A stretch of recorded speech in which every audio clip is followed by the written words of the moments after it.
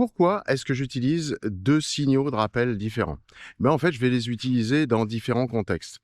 Je vais utiliser le «viens», notamment si je suis dans un parc, il y a des gens et cetera, j'ai pas envie de me mettre à siffler dans les oreilles de tout le monde pour que tout le monde sursaute et me prenne pour un dingue. Donc je vais utiliser simplement le mot «viens» et mon chien va revenir. Dans un contexte différent, celui dans lequel je vais être, tout seul au milieu de la campagne et que mon chien est loin.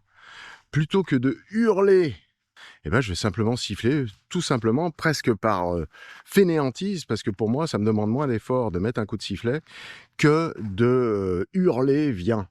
Une autre raison qui fait que j'aime bien le coup de sifflet, c'est que, votre chien va être sensible, quand vous allez lui apprendre des ordres, au ton que vous employez.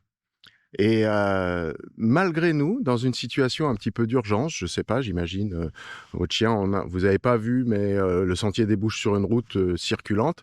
Vous allez demander à votre chien de revenir avec le mot «viens» et comme vous paniquez un peu parce qu'il y a un danger, vous allez pas le dire sur le même ton. Vous allez dire: «Viens!» Vous allez être un peu affolé et du coup, le chien va peut-être pas tout simplement pas reconnaître l'ordre. Le coup de sifflet, à l'inverse, lui, il a pas, j'allais dire, il a pas d'émotion, il a pas d'intentionnalité.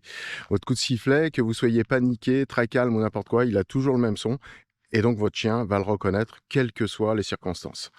Pour résumer, est-ce qu'on peut avoir 2 signaux pour un même ordre? Pour ma part, oui, tout dépend du contexte. Pour travailler les 2 ordres différents, on va travailler une fois l'un, une fois l'autre, avec le même résultat, une récompense. Allez, c'est tout pour aujourd'hui. Ciao!